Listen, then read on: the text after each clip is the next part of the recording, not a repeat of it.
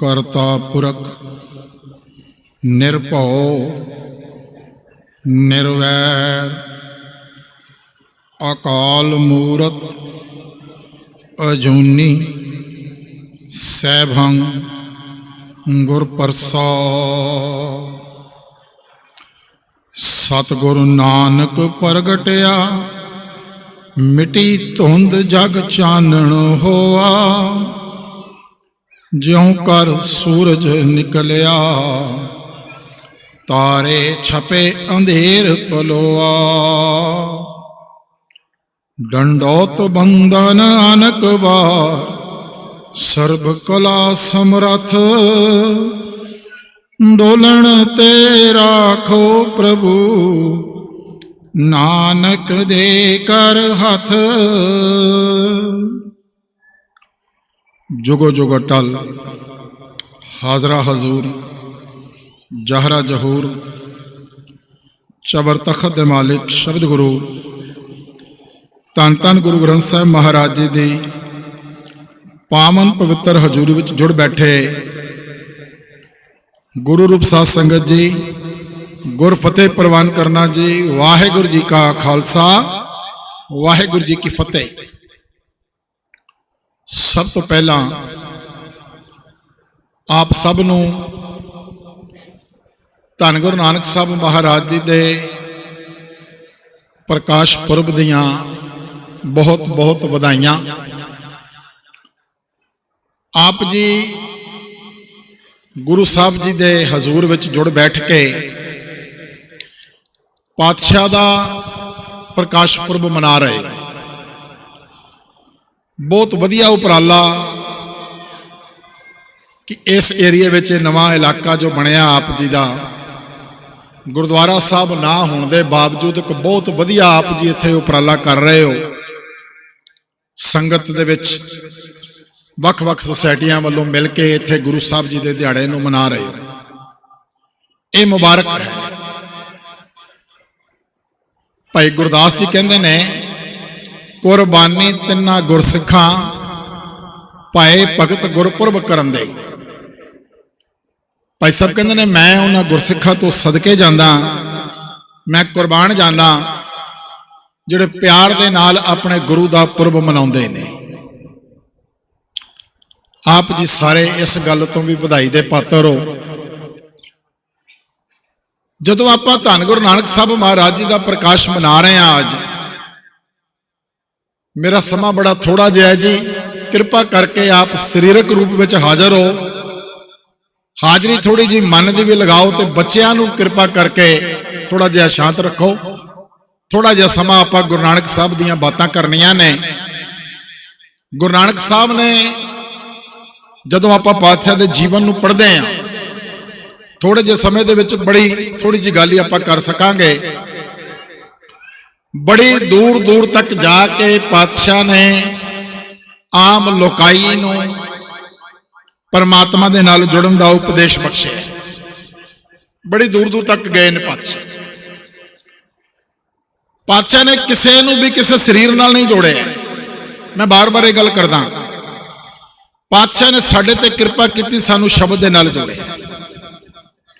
ਅਸੀਂ ਸ਼ਬਦ ਵਿੱਚੋਂ ਅਗਵਾਈ ਲੈਣੀ ਹੈ, ਸ਼ਬਦ ਨੂੰ ਸਮਝਣਾ ਹੈ, ਵਿਚਾਰਨਾ ਹੈ ਤੇ ਗੁਰੂ ਨਾਨਕ ਸਾਹਿਬ ਮਹਾਰਾਜ ਜੀ ਦੇ ਜੀਵਨ ਵਿੱਚੋਂ ਵੀ ਅਸੀਂ ਸਿੱਖਿਆਵਾਂ ਪ੍ਰਾਪਤ ਕਰਨੀਆਂ ਨੇ।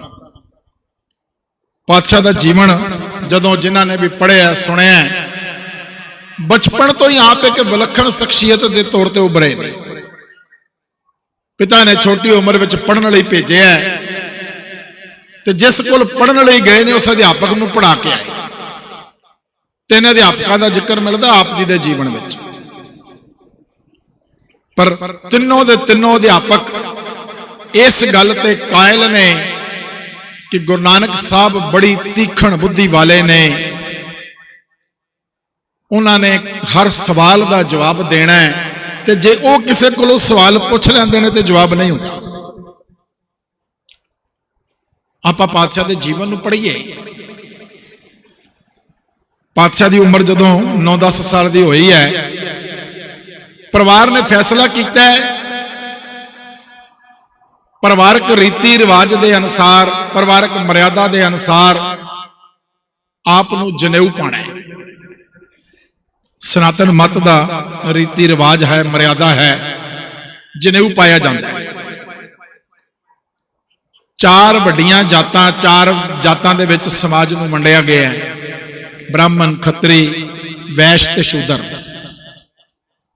ਉੱਪਰ ਵਾਲੀਆਂ ਤਿੰਨੋਂ ਜਾਤਾਂ ਜਨੇਊ ਪਾ ਸਕਦੀਆਂ ਨੇ, ਸ਼ੂਦਰ ਜਨੇਊ ਨਹੀਂ ਪਾ ਸਕਦਾ। ਔਰ ਤਿੰਨੋਂ ਜਾਤਾਂ ਦੇ ਲਈ ਅਲੱਗ-ਅਲੱਗ ਤਰ੍ਹਾਂ ਦਾ ਜਨੇਊ ਹੈ।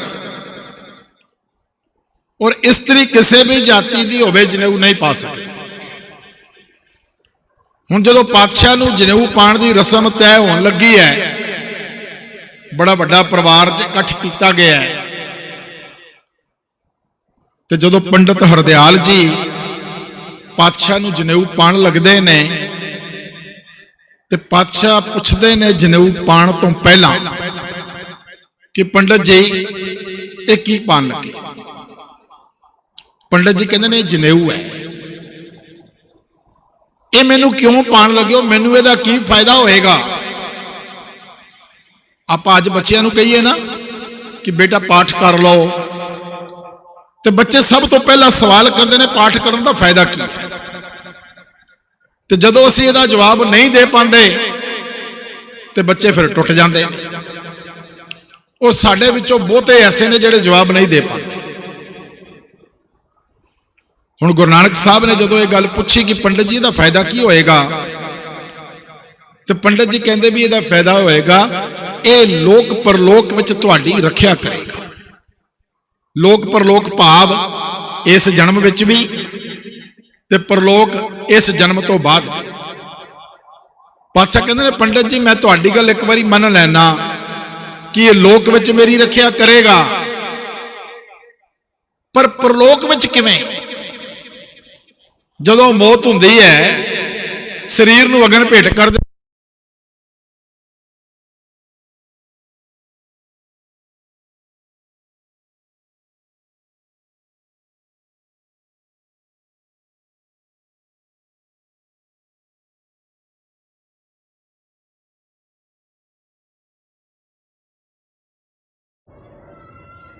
ਹੁਣ ਜਦੋਂ ਅੱਜ ਇਹ ਸਵਾਲ ਧੰਨ ਗੁਰੂ ਨਾਨਕ ਸਾਹਿਬ ਮਹਾਰਾਜ ਪੁੱਛ ਰਹੇ ਨੇ ਤੇ ਪੰਡਤ ਜੀ ਕੋਲ ਇਸ ਦਾ ਜਵਾਬ ਨਹੀਂ।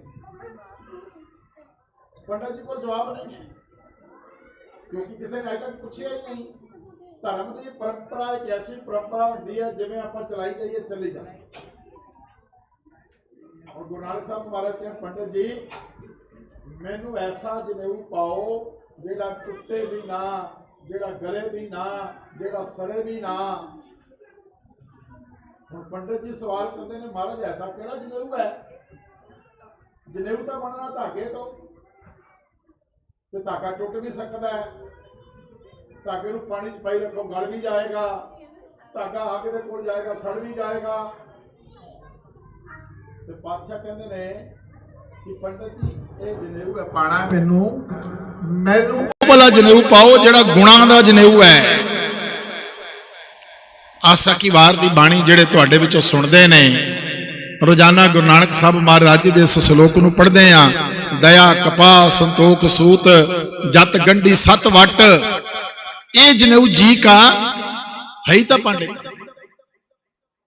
ਪਾਤਸ਼ਾਹ ਕਹਿੰਦੇ ਨੇ ਕਪਾਹ ਤੋਂ ਧਾਗਾ ਬਣਨਾ ਹੈ, ਧਾਗੇ ਤੋਂ ਜਨੇਊ ਬਣਨਾ ਹੈ। ਕਹਿੰਦੇ ਦਇਆ ਰੂਪੀ ਕਪਾਹ, ਦਇਆ ਗੁਣ ਆਪਣੇ ਅੰਦਰ ਵਸਾ ਲਓ, ਸਮਝ ਲਓ ਕਪਾਹ ਹੋ ਗਈ। ਸੰਤੋਖ ਸੂਤ, ਸੰਤੋਖ ਗੁਣ ਨੂੰ ਧਾਰ ਲਓ, ਇਹ ਧਾਗਾ ਹੋ ਗਿਆ। ਧਾਗੇ ਨੂੰ ਗੰਢਾਂ ਦੇਣੀਆਂ ਜਨੇਊ ਬਣਾਉਣ ਵਾਸਤੇ। ਜਤ ਗੰਢੀ, ਉੱਚਾ ਆਚਰਣ ਅਪਣਾ ਲਓ, ਇਹ ਗੰਢਾਂ ਪੈ ਗਈਆਂ। ਸੱਚ ਨਾਲ ਜੁੜ ਜਾਓ, ਇਹ ਜਨੇਊ ਨੂੰ ਵਟਿਆ ਗਿਆ ਤੇ ਜਨੇਊ ਤਿਆਰ ਹੋ ਗਿਆ। ਕਹਿੰਦੇ ਇਹ ਜਨੇਊ ਜੀ ਕਾ, ਜੀ ਭਾਵ ਸਾਡੇ ਸਰੀਰ ਦੇ ਅੰਦਰ ਵਾਲੀ ਜੀਵ ਆਤਮਾ।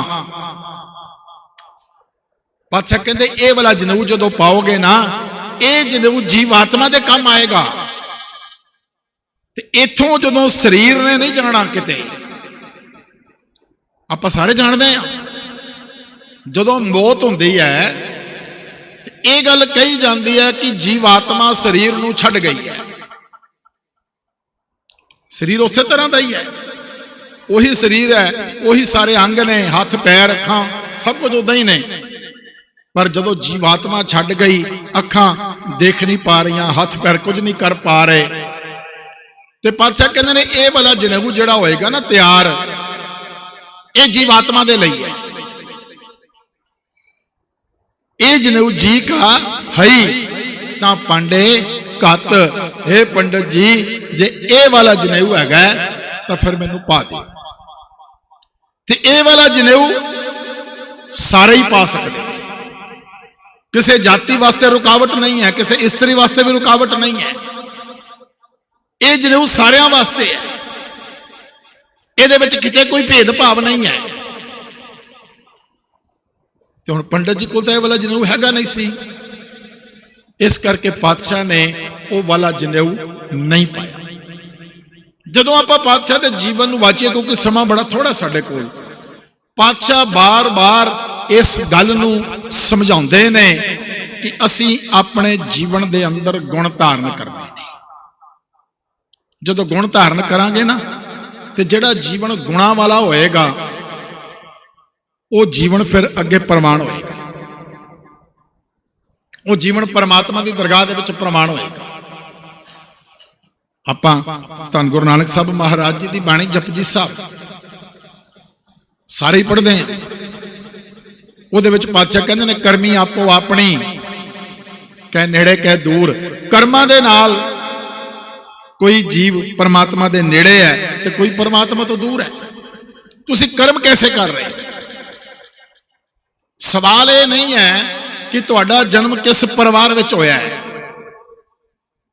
ਪਰਿਵਾਰ ਵਿੱਚ ਜਨਮ ਹੋਣ ਕਰਕੇ ਉੱਚੀ ਜਾਤੀ ਵਾਲਾ ਕਿਤੇ ਚੰਗੇ ਕਰਮ ਨਾ ਕਰੇ ਕਿ ਉਹ ਪ੍ਰਵਾਨ ਹੋ ਜਾਏਗਾ। ਪਾਤਸ਼ਾਹ ਕਹਿੰਦੇ ਨੇ ਨਹੀਂ, ਜਾਤੀ ਦਾ ਸਵਾਲ ਨਹੀਂ ਹੈ, ਕਰਮਾਂ ਦੀ ਗੱਲ ਹੈ, ਕਰਮਾਂ ਦੀ ਖੇਡ ਹੈ। ਪਾਤਸ਼ਾਹ ਨੇ ਸਾਰੀ ਲੋਕਾਈ ਨੂੰ ਇੱਕ ਸਮਾਨ ਆਖਿਆ, ਕਿਤੇ ਕੋਈ ਭੇਦਭਾਵ ਨਹੀਂ। ਸਮਾਜ ਦੇ ਵਿੱਚ ਬੜੇ ਸਾਰੇ ਭੇਦਭਾਵ ਮੰਨੇ ਜਾਂਦੇ ਸੀ, ਅੱਜ ਵੀ ਮੰਨੇ ਜਾਂਦੇ ਨੇ। ਆਪਾਂ ਹੁਣੇ ਜਾਤ ਦੇ ਭੇਦਭਾਵ ਦੀ ਗੱਲ ਕੀਤੀ, ਕਿਤੇ ਇਸਤਰੀ ਨੂੰ ਪੁਰਸ਼ ਨਾਲੋਂ ਕਮਜ਼ੋਰ ਸਮਝਿਆ ਜਾਂਦਾ ਸੀ, ਅੱਜ ਵੀ ਸਮਝਿਆ ਜਾਂਦਾ ਹੈ। ਅਮੀਰ ਗਰੀਬ ਨੂੰ ਨੀਵਾਂ ਸਮਝਦਾ, ਅੱਜ ਵੀ ਸਮਝਦਾ ਹੈ। ਪਾਤਸ਼ਾਹ ਨੇ ਐਸੇ ਕਿਸੇ ਭੇਦਭਾਵ ਨੂੰ ਪ੍ਰਮਾਣ ਨਹੀਂ ਕੀਤਾ। ਫਿਰ ਇਸ ਤੋਂ ਅੱਗੇ ਹੋਰ ਭੇਦਭਾਵ ਨੇ। ਇੱਕ ਧਰਮ ਵਾਲਾ ਕਹਿੰਦਾ ਅਸੀਂ ਚੰਗੇ ਆ, ਦੂਜਾ ਕਹਿੰਦਾ ਨਹੀਂ ਅਸੀਂ ਚੰਗੇ ਆ। ਇੱਥੇ ਵੀ ਸਵਾਲ ਪੈਦਾ ਹੋ ਜਾਂਦਾ ਹੈ। ਧਰਮਾਂ ਦੀ ਆਪਸ ਵਿੱਚ ਇੱਥੇ ਫ੍ਰਿਕਸ਼ਨਸ ਹੋ ਜਾਂਦੀਆਂ ਨੇ, ਝਗੜੇ ਬਣਾਉਂਦੇ ਨੇ। ਅੱਜ ਵੀ ਆਪਾਂ ਦੇਖਦੇ ਹਾਂ ਕਿਤੇ ਨਾ ਕਿਤੇ ਐਸਾ ਕੁਝ ਸਾਨੂੰ ਸੁਣਨ ਨੂੰ ਮਿਲ ਜਾਂਦਾ ਹੈ। ਔਰ ਇਹ ਗੱਲਾਂ ਉਸ ਵੇਲੇ ਵੀ ਹੁੰਦੀਆਂ ਸਨ। ਧੰਨ ਗੁਰੂ ਨਾਨਕ ਸਾਹਿਬ ਮਹਾਰਾਜ ਬਗਦਾਦ ਦੀ ਧਰਤੀ ਤੇ ਗਏ। ਅੱਜ ਦੇ ਇਰਾਕ ਦੀ ਰਾਜਧਾਨੀ, ਬੜਾ ਵੱਡਾ ਸ਼ਹਿਰ ਹੈ ਦੁਨੀਆ ਦਾ, ਬਗਦਾਦ। ਉੱਥੇ ਪਾਤਸ਼ਾਹ ਦੀ ਕੁਝ ਲੋਕਾਂ ਦੇ ਨਾਲ ਵਿਚਾਰ ਹੋਈ, ਸਵਾਲ ਜਵਾਬ ਹੋਏ।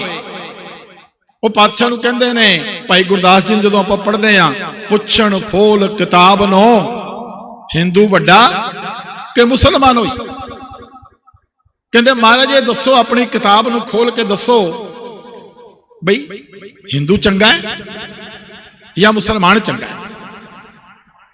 ਪਾਤਸ਼ਾਹ ਦਾ ਜਵਾਬ ਬੜਾ ਸੁੰਦਰ ਹੈ, ਔਰ ਇਹ ਜਵਾਬ ਸਾਨੂੰ ਸਾਰਿਆਂ ਨੂੰ ਇਸ ਤਰੀਕੇ ਦੇ ਨਾਲ ਸਾਡੀ ਤਸੱਲੀ ਕਰਵਾ ਦਿੰਦਾ, ਸਾਨੂੰ ਸਾਰਿਆਂ ਨੂੰ ਸਮਝ ਵਿੱਚ ਆ ਜਾਂਦਾ ਹੈ। ਪਰ ਅਸੀਂ ਫਿਰ ਵੀ ਕਿਤੇ ਨਾ ਕਿਤੇ ਕਿਸੇ ਭੁਲੇਖ 'ਚ ਫਸ ਜਾਂਦੇ ਹਾਂ। ਪਾਤਸ਼ਾਹ ਕਹਿੰਦੇ, ਬਾਬਾ ਆਖੇ ਹਾਜੀਆਂ ਸ਼ੁਭ ਅਮਲਾਂ ਬਾਝੋਂ ਦੋਨੋਂ ਰੋਈ।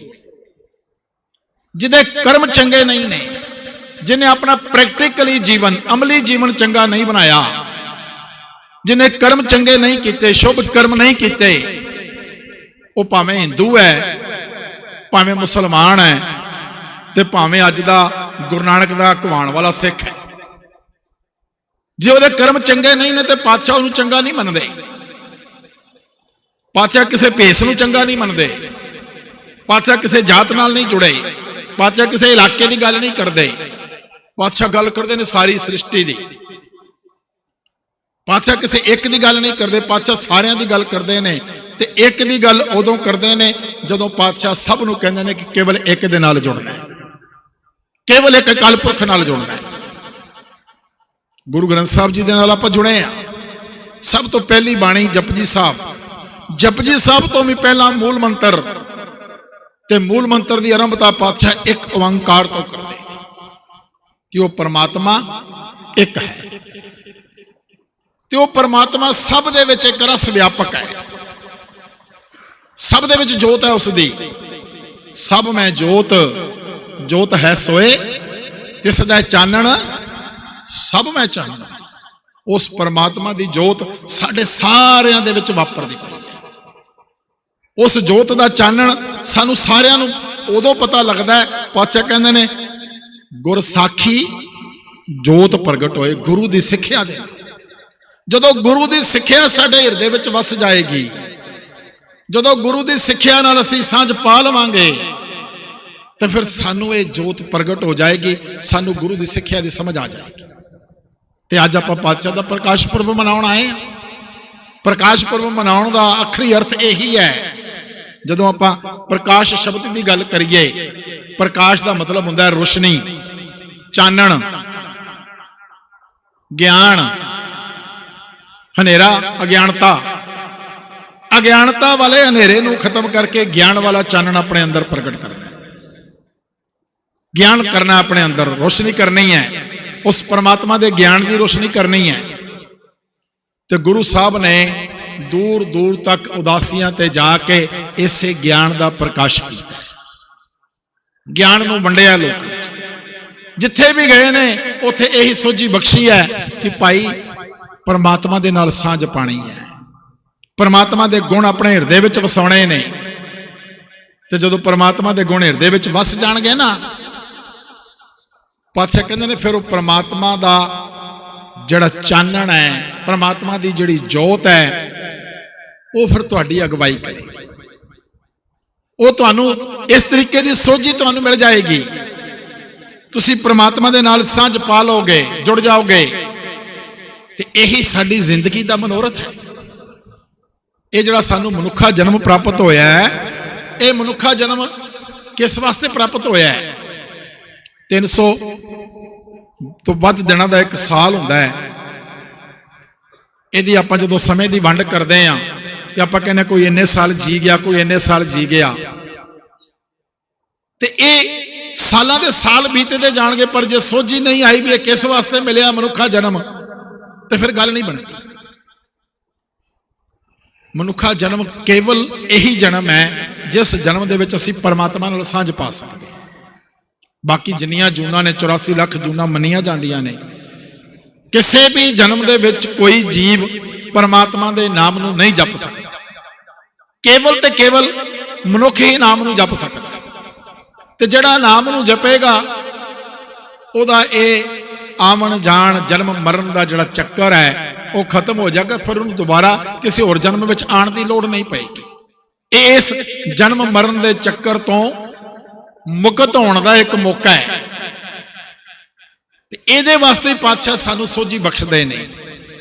ਪਾਤਸ਼ਾਹ ਕਹਿੰਦੇ ਦੁਨੀਆ ਆਪਣੇ ਕੰਮਾਂ 'ਚ ਲੱਗੀ, ਧੰਦਿਆਂ 'ਚ ਲੱਗੀ ਹੈ। ਹਰ ਕੇ ਨਾਮ ਬਿਨਾ ਜਗ ਧੰਦਾ, ਧੰਨ ਗੁਰੂ ਅਮਰਦਾਸ ਮਹਾਰਾਜ ਦਾ ਉਪਦੇਸ਼ ਹੈ ਕਿ ਜੇ ਪਰਮਾਤਮਾ ਦਾ ਨਾਮ ਹਿਰਦੇ ਵਿੱਚ ਨਹੀਂ ਵਸਾਇਆ ਤੇ ਇਹ ਜਗਤ ਜਿਹੜਾ ਹੈ ਸਾਰਾ ਇੱਕ ਉਲਝਣ ਬਣ ਕੇ ਰਹਿ ਜਾਏਗਾ, ਉਲਝਣ ਬਣ ਕੇ ਰਹਿ ਜਾਏਗਾ। ਧੰਦਿਆਂ ਦੇ ਵਿੱਚ ਅਸੀਂ ਗ੍ਰਸੇ ਹੋਏ ਆ ਤੇ ਗ੍ਰਸੇ ਹੋ ਜਾਵਾਂਗੇ ਹੋਰ ਜ਼ਿਆਦਾ। ਪਾਤਸ਼ਾਹ ਨੇ ਕਿਤੇ ਕਿਸੇ ਨੂੰ ਇਹ ਨਹੀਂ ਕਿਹਾ ਤੁਸੀਂ ਕੰਮ ਨਹੀਂ ਕਰਨਾ, ਕਿਰਤ ਨਹੀਂ ਕਰਨੀ। ਸਭ ਤੋਂ ਪਹਿਲਾ ਉਪਦੇਸ਼ ਧੰਨ ਗੁਰੂ ਨਾਨਕ ਸਾਹਿਬ ਮਹਾਰਾਜ ਦਾ ਕਿਰਤ ਕਰਨ ਦਾ ਹੈ। ਜਦੋਂ ਆਪਾਂ 3 golden rules of Guru Nanak ਦੀ ਗੱਲ ਕਰਦੇ ਹਾਂ, ਸਭ ਤੋਂ ਪਹਿਲਾ ਉਪਦੇਸ਼ ਕਿਰਤ ਕਰੋ, ਦੂਜਾ ਉਪਦੇਸ਼ ਨਾਮ ਜਪੋ, ਤੇ ਤੀਜਾ ਵੰਡ ਕੇ ਛਕੋ। ਕਿਰਤ ਕਰਨੀ ਹੈ, ਕਿਰਤ ਕਰਕੇ ਜਿਹੜੀ ਕਮਾਈ ਕਰਨੀ ਉਹਦੇ ਵਿੱਚੋਂ ਦਸਵੰਧ ਕੱਟ ਕੇ ਜਿਹੜੇ ਲੋੜਵੰਦ ਨੇ ਉਹਨਾਂ ਦੀ ਮਦਦ ਕਰੋ। ਕਿਤੇ ਗੁਰੂ ਦੇ ਘਰ ਦੇ ਲਈ ਕੋਈ ਖਰਚ ਹੋ ਰਿਹਾ ਉਹਦੇ ਵਿੱਚ ਯੋਗਦਾਨ ਪਾਣਾ। ਇਸੇ ਤਰ੍ਹਾਂ ਨਾਮ ਜਪਣਾ ਹੈ ਤੇ ਨਾਮ ਨੂੰ ਜਪ ਕੇ ਉਸ ਨਾਮ ਵਿੱਚੋਂ ਜੋ ਪ੍ਰਾਪਤੀ ਹੋਈ ਉਹ ਵੀ ਵੰਡਣੀ ਹੈ, ਜੋ ਸੋਝੀ ਮਿਲੀ ਹੈ ਉਹ ਵੀ ਵੰਡਣੀ ਹੈ। ਆ ਹੁਣ ਜਿਹੜੇ ਆਪਾਂ ਦੇਖਦੇ ਪਏ ਇੱਥੇ ਬੱਚੇ ਛੋਟੇ ਛੋਟੇ ਤਾਂ ਆਪ ਜੀ ਦੇ ਸਾਹਮਣੇ ਪ੍ਰੋਗਰਾਮ ਪੇਸ਼ ਕਰਕੇ ਗਏ ਨੇ, ਜਿਨ੍ਹਾਂ ਨੇ ਇਹਨਾਂ ਬੱਚਿਆਂ ਨੂੰ ਤਿਆਰ ਕੀਤਾ, ਟ੍ਰੇਨਡ ਕੀਤਾ, ਉਹਨਾਂ ਨੇ ਇਹ ਆਪਣੀ ਜ਼ਿੰਮੇਵਾਰੀ ਨੂੰ ਸੰਭਾਲਿਆ ਹੈ। ਮਾਤਾ ਪਿਤਾ ਵੀ ਮੁਬਾਰਕ ਦੇ ਹੱਕਦਾਰ ਨੇ ਜਿਨ੍ਹਾਂ ਨੇ ਬੱਚਿਆਂ ਨੂੰ ਤਿਆਰ ਕਰਨ ਲਈ ਭੇਜਿਆ, ਤੇ ਜਿਹੜੇ ਟੀਚਰਸ ਨੇ ਜਿਨ੍ਹਾਂ ਨੇ ਕਲਾਸਾਂ ਲਗਾ ਰਹੇ ਨੇ ਬੱਚਿਆਂ ਨੂੰ ਤਿਆਰ ਕੀਤਾ, ਉਹ ਵੀ ਵਧਾਈ ਦੇ ਹੱਕਦਾਰ ਨੇ ਕਿ ਉਹਨਾਂ ਨੇ ਪਹਿਲੇ ਆਪ ਸਿੱਖਿਆ, ਆਪ ਨਾਮ ਜਪਿਆ ਤੇ ਫਿਰ ਇਸ ਨੂੰ ਅੱਗੇ ਵੰਡਣ ਦੇ ਉਪਰਾਲੇ ਕੀਤੇ। ਹਰ ਗੁਰਸਿੱਖ ਪ੍ਰਚਾਰਕ ਹੈ, ਹਰ ਗੁਰਸਿੱਖ ਜੋ ਨਾਮ ਜਪਦਾ ਹੈ ਉਹਨੂੰ ਅੱਗੇ ਵੀ ਉਸ ਨੂੰ ਵੰਡਣਾ ਹੈ। ਇਹ ਬੜੇ ਵਧੀਆ ਉਪਰਾਲੇ ਨੇ, ਤੁਸੀਂ ਵਧਾਈ ਦੇ ਹੱਕਦਾਰ ਹੋ। ਬੱਚਿਆਂ ਨੂੰ ਜਦੋਂ ਅਸੀਂ ਛੋਟੀ ਉਮਰ ਵਿੱਚ ਹੀ ਇਸ ਪਾਸੇ ਲਾ ਦੇਵਾਂਗੇ ਤੇ ਇਹ ਸਾਰੇ ਆਪਾਂ ਜਾਣਦੇ ਹਾਂ ਜਿਨ੍ਹਾਂ ਉਮਰਾਂ ਵਿੱਚ ਆਪਾਂ ਲੰਘਦੇ ਪਏ ਹਾਂ ਕਿ ਜਿਨ੍ਹਾਂ ਨੇ ਛੋਟੀ ਉਮਰ ਵਿੱਚ ਬਾਣੀ ਯਾਦ ਕਰ ਲਈ ਹੋ ਗਈ, ਉਸ ਤੋਂ ਬਾਅਦ ਨਹੀਂ ਹੁੰਦੀ। ਉਸ ਤੋਂ ਬਾਅਦ ਫਿਰ ਪੜ੍ਹ ਕੇ ਕਰੀ ਜਾਂਦੇ ਆ। ਜੋ ਕੁਝ ਛੋਟੀ ਉਮਰ ਵਿੱਚ ਤੁਸੀਂ ਯਾਦ ਕਰ ਲਿਆ ਜਾਂ ਬੱਚਿਆਂ ਨੂੰ ਕਰਵਾ ਦਿੱਤਾ, ਇਹ ਤੁਹਾਡੇ ਬੜੇ ਵਧੀਆ ਉਪਰਾਲੇ ਨੇ, ਸਲਾਹਣਯੋਗ ਉਪਰਾਲੇ ਨੇ ਕਿ ਬੱਚਿਆਂ ਨੂੰ ਆਪਾਂ ਇਸ ਪੱਖ ਵਿੱਚ ਇਸ ਰਸਤੇ ਤੇ ਲੈ ਕੇ ਆ ਰਹੇ ਹਾਂ। ਤੇ ਅੱਜ ਗੁਰੂ ਨਾਨਕ ਸਾਹਿਬ ਦਾ ਦਿਹਾੜਾ ਮਨਾ ਰਹੇ ਹਾਂ। ਅੱਜ ਗੁਰੂ ਸਾਹਿਬ ਦੀਆਂ ਆਪਾਂ ਯਾਦਾਂ ਮਨਾਣੀਆਂ ਨੇ, ਗੁਰੂ ਸਾਹਿਬ ਦੇ ਉਪਦੇਸ਼ਾਂ ਨੂੰ ਯਾਦ ਕਰਨਾ ਹੈ।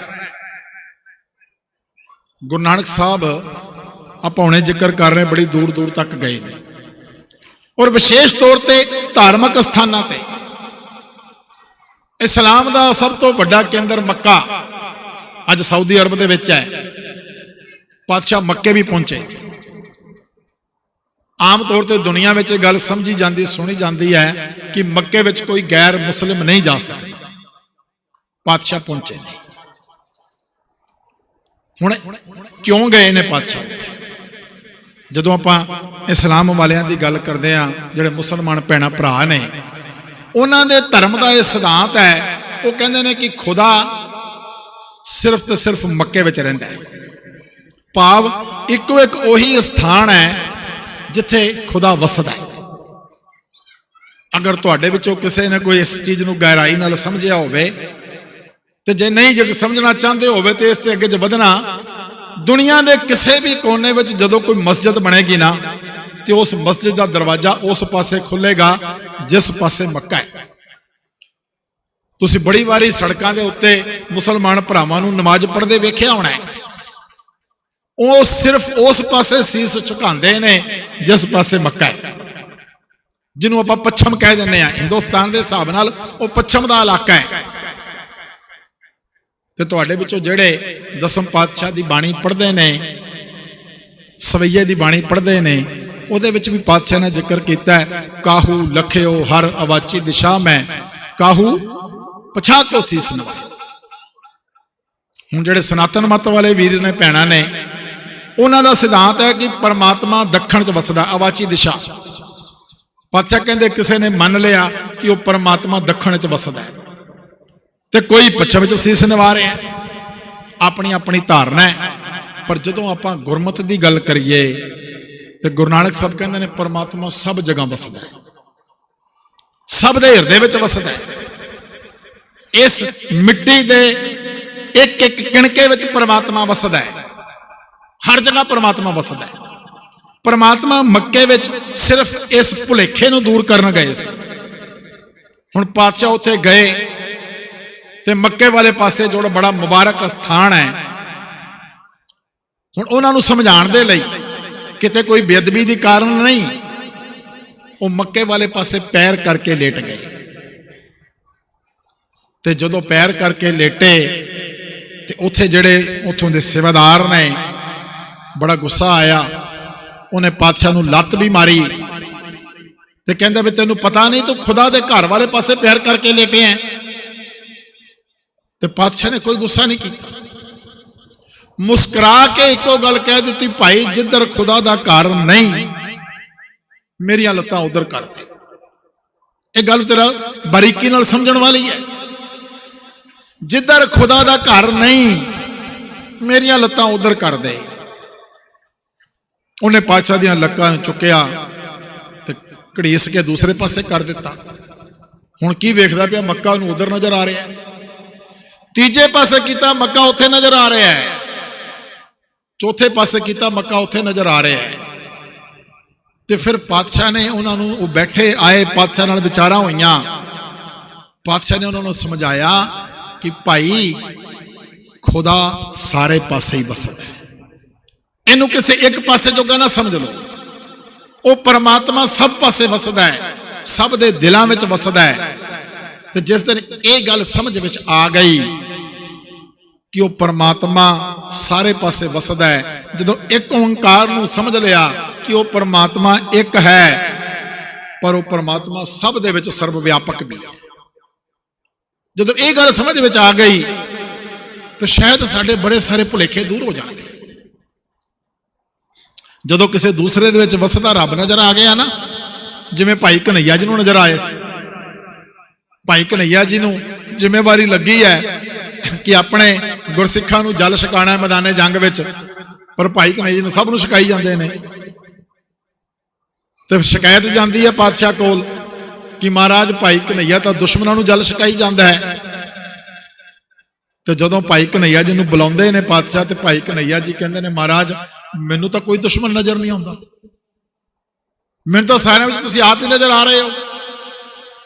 ਜਦੋਂ ਕਿਤੇ ਇੱਥੇ ਅਵਸਥਾ ਵਿੱਚ ਆ ਗਏ, ਗੁਰੂ ਦੇ ਉਪਦੇਸ਼ ਨੂੰ ਸਮਝ ਲਿਆ, ਇੱਥੇ ਤੱਕ ਪਹੁੰਚ ਗਏ, ਤਾਂ ਫਿਰ ਕਿਸੇ ਵਿੱਚ ਕੋਈ ਦੁਸ਼ਮਣ ਨਜ਼ਰ ਨਹੀਂ ਆਏਗਾ, ਨਾ ਕੋ ਬੈਰੀ ਨਾ ਹੈ ਬਿਗਾਨਾ, ਸਗਲ ਸੰਗ ਹਮਕੋ ਬਣਿਆ। ਕੋਈ ਵੈਰੀ ਨਹੀਂ ਨਜ਼ਰ ਆਏਗਾ, ਕੋਈ ਬਗਾਨਾ ਨਹੀਂ, ਕੋਈ ਓਪਰਾ ਨਹੀਂ, ਸਾਰੇ ਹੀ ਆਪਣੇ। ਤੇ ਜਦ ਆਪਾਂ ਗੁਰੂ ਨਾਨਕ ਸਾਹਿਬ ਦਾ ਦਿਹਾੜਾ ਮਨਾ ਰਹੇ ਹਾਂ, ਤੇ ਗੁਰੂ ਨਾਨਕ ਸਾਹਿਬ ਦੇ ਜੀਵਨ ਵਿੱਚੋਂ ਆਪਾਂ ਕੁਝ ਸਿੱਖ ਕੇ ਜਾਣਾ ਹੈ, ਗੁਰੂ ਨਾਨਕ ਸਾਹਿਬ ਦੇ ਜੀਵਨ ਵਿੱਚੋਂ ਕੁਝ ਪ੍ਰਾਪਤ ਕਰਕੇ ਜਾਣਾ ਹੈ। ਪਾਤਸ਼ਾਹ ਜਗਨਨਾਥਪੁਰੀ ਗਏ, ਬੜਾ ਵੱਡਾ ਸਥਾਨ ਹੈ ਸਨਾਤਨ ਮਤ ਦਾ, ਔਰ ਉੱਥੇ ਜਦੋਂ ਪਾਤਸ਼ਾਹ ਗਏ ਨੇ, ਉੱਥੇ ਰਥ ਯਾਤਰਾ ਦਾ ਸਮਾਂ, ਅੱਜ ਕੱਲ੍ਹ ਵੀ ਉਹ ਰਥ ਯਾਤਰਾ ਹਰ ਸਾਲ ਨਿਕਲਦੀ ਹੈ। ਉੱਥੇ ਹੀ ਪਾਤਸ਼ਾਹ ਨੇ ਆਰਤੀ ਵਾਲਾ ਉਪਦੇਸ਼ ਵੀ ਬਖਸ਼ਿਆ। ਹੁਣ ਜਿੱਥੇ ਲੋਕ ਜ਼ਿਆਦਾ ਹੁੰਦੇ ਨੇ, ਉੱਥੇ ਕੁਝ ਐਸੇ ਲੋਕ ਵੀ ਆ ਜਾਂਦੇ ਨੇ ਜਿਹੜੇ ਲੋਕਾਂ ਨੂੰ ਇੱਧਰ ਉੱਧਰ ਦੀਆਂ ਗੱਲਾਂ ਕਰਕੇ ਉਲਝਾ ਕੇ ਆਪਣੇ ਪਿੱਛੇ ਲਾ ਲੈਂਦੇ ਨੇ, ਵਿਸ਼ੇਸ਼ ਤੌਰ ਤੇ ਧਰਮ ਦੇ ਨਾਮ ਤੇ। ਅੱਜ ਵੀ ਤੁਸੀਂ ਦੇਖੋ, ਅੱਜ ਵੀ ਬੜੇ ਸਾਰੇ ਲੋਕ ਐਸੇ ਨੇ ਜਿਹੜੇ ਆਪਣੇ ਆਪ ਨੂੰ ਵੱਡਾ ਗੁਰੂ ਦੱਸਦੇ ਨੇ। ਬੜਾ ਪ੍ਰਚਾਰ ਹੁੰਦਾ ਹੈ ਕਿ ਤੁਹਾਡੀ ਕੋਈ ਸਮੱਸਿਆ ਜੀ ਸਾਡੇ ਕੋਲ ਆਓ, ਸਾਡੇ ਕੋਲ ਆਓ, ਤੁਹਾਡੀ ਹਰ ਸਮੱਸਿਆ ਦਾ ਹੱਲ ਮਿਲੇਗਾ। ਤੇ ਮੇਰੇ ਖਿਆਲ ਸਾਡੇ ਵਿੱਚੋਂ ਐਸਾ ਕੋਈ ਵੀ ਨਹੀਂ ਜਿਹਦੇ ਕੋਲ ਸਮੱਸਿਆ ਨਾ ਹੋਵੇ ਕੋਈ।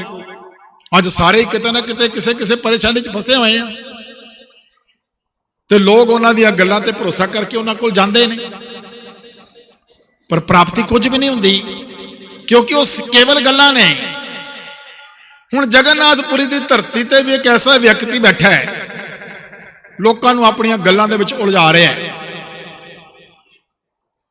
ਅੱਖਾਂ ਬੰਦ ਕਰਕੇ ਬੈਠਾ ਹੈ, ਤੇ ਲੋਕਾਂ ਨੂੰ ਕਹਿ ਰਿਹਾ ਹੈ ਮੈਨੂੰ ਬ੍ਰਹਮਪੁਰੀ ਦੇ ਦਰਸ਼ਨ ਹੋ ਰਹੇ ਨੇ, ਮੈਂ ਇੰਦਰਪੁਰੀ ਨੂੰ ਦੇਖ ਰਿਹਾ, ਸ਼ਿਵਪੁਰੀ ਮੇਰੇ ਸਾਹਮਣੇ ਹੈ, ਸਾਹਮਣੇ ਇੱਕ ਲੋਟਾ ਰੱਖਿਆ ਹੋਇਆ ਹੈ, ਲੋਕ ਉਹਦੀਆਂ ਗੱਲਾਂ ਨੂੰ ਬੜੇ ਪਿਆਰ ਨਾਲ ਸੁਣਦੇ ਪਏ ਨੇ। ਇਹ ਸਾਡੀ ਇੱਕ ਸਭ ਤੋਂ ਵੱਡੀ ਮਨੁੱਖਾਂ ਦੀ ਕਮਜ਼ੋਰੀ ਹੈ ਕਿ ਅਸੀਂ ਕਿਸੇ ਦੀਆਂ ਵੀ ਗੱਲਾਂ ਨੂੰ ਬੜੀ ਜਲਦੀ ਪ੍ਰਵਾਨ ਕਰ ਲੈਂਦੇ ਹਾਂ, ਖਾਸ ਤੌਰ ਤੇ ਜਿਹੜੀਆਂ ਸਾਨੂੰ ਕਿਤੇ ਰੱਬ ਤੋਂ ਤੋੜਨ ਵਾਲੀਆਂ ਗੱਲਾਂ ਹੁੰਦੀਆਂ ਨੇ। ਹੁਣ ਲੋਕ ਉਹਦੀ ਗੱਲਾਂ ਸੁਣ ਕੇ ਪ੍ਰਸੰਨ ਹੁੰਦੇ ਨੇ, ਤੇ ਨਾਲ ਦੀ ਨਾਲ ਉਹਦੇ ਲੋਟੇ ਵਿੱਚ ਮਾਇਆ ਪਾਈ ਜਾਂਦੀ ਹੈ। ਇਹੀ ਤਾਂ ਉਹਦਾ ਮਕਸਦ ਹੈ, ਹੋਰ ਕੁਝ ਵੀ ਨਹੀਂ। ਹੁਣ ਪਾਤਸ਼ਾਹ ਧੰਨ ਗੁਰੂ ਨਾਨਕ ਸਾਹਿਬ ਨਾਲ ਭਾਈ ਮਰਦਾਨਾ ਜੀ ਨੇ, ਆਪਾਂ ਸਾਰਿਆਂ ਨੂੰ ਪਤਾ ਹੈ ਕਿ ਭਾਈ ਮਰਦਾਨਾ ਜੀ ਪਾਤਸ਼ਾਹ ਦੇ ਨਾਲ ਉਦਾਸੀਆਂ ਵਿੱਚ ਹੈਗੇ ਨੇ। ਭਾਈ ਮਰਦਾਨਾ ਜੀ ਇੱਕੋ ਇੱਕ ਐਸੀ ਸ਼ਖਸੀਅਤ ਨੇ ਜਿਨ੍ਹਾਂ ਨੇ 54 ਸਾਲ ਧੰਨ ਗੁਰੂ ਨਾਨਕ ਸਾਹਿਬ ਮਹਾਰਾਜ ਜੀ ਦੇ ਨਾਲ ਰਹਿ ਕੇ ਆਪਣਾ ਜੀਵਨ ਸਫਲ ਕੀਤਾ। 54 ਸਾਲ। ਗੁਰੂ ਨਾਨਕ ਸਾਹਿਬ ਦੀ ਸਰੀਰਕ ਉਮਰ ਕੇਵਲ 70 ਸਾਲ ਹੈ, ਤੇ 70 ਸਾਲ ਵਿੱਚੋਂ 54 ਸਾਲ ਪਾਤਸ਼ਾਹ ਦੇ ਆਪਣੇ ਪਰਿਵਾਰ ਦਾ ਵੀ ਕੋਈ ਮੈਂਬਰ ਇਹਨਾਂ ਉਹਨਾਂ ਨੇ ਸਾਥ ਨਹੀਂ ਮਾਣਿਆ ਧੰਨ ਗੁਰੂ ਨਾਨਕ ਸਾਹਿਬ ਮਹਾਰਾਜ ਜੀ ਦਾ, ਜਿੰਨਾ ਸਾਥ ਭਾਈ ਮਰਦਾਨਾ ਨੇ ਮਾਣਿਆ। ਹੁਣ ਭਾਈ ਮਰਦਾਨਾ ਜੀ ਨਾਲ ਨੇ, ਜਿੱਥੇ ਵੀ ਪਾਤਸ਼ਾਹ ਜਾਂਦੇ ਨੇ ਭਾਈ ਮਰਦਾਨਾ ਜੀ ਰਬਾਬ ਵਜਾਉਂਦੇ ਨੇ ਤੇ ਪਾਤਸ਼ਾਹ ਕੀਰਤਨ ਕਰਦੇ ਨੇ। ਹੁਣ ਉੱਥੇ ਲੋਕ ਸਾਰੇ ਖੜੇ ਨੇ, ਜੁੜੇ ਨੇ, ਉਹ ਵਿਚਕਾਰ ਬੈਠਾ ਵਿਅਕਤੀ ਉਹ ਲੋਕਾਂ ਨੂੰ ਆਪਣੀਆਂ ਗਲਜਾਂ 'ਚ ਉਲਝਾਈ ਜਾਂਦਾ ਹੈ, ਤੇ ਪਾਤਸ਼ਾਹ ਭਾਈ ਮਰਦਾਨਾ ਜੀ ਨੂੰ ਇਸ਼ਾਰਾ ਕਰਦੇ ਨੇ ਪਾਤਸ਼ਾਹ ਦਾ ਸਮਝਾਉਣ ਦਾ ਤਰੀਕਾ ਬੜਾ ਅਲੱਗ ਹੈ।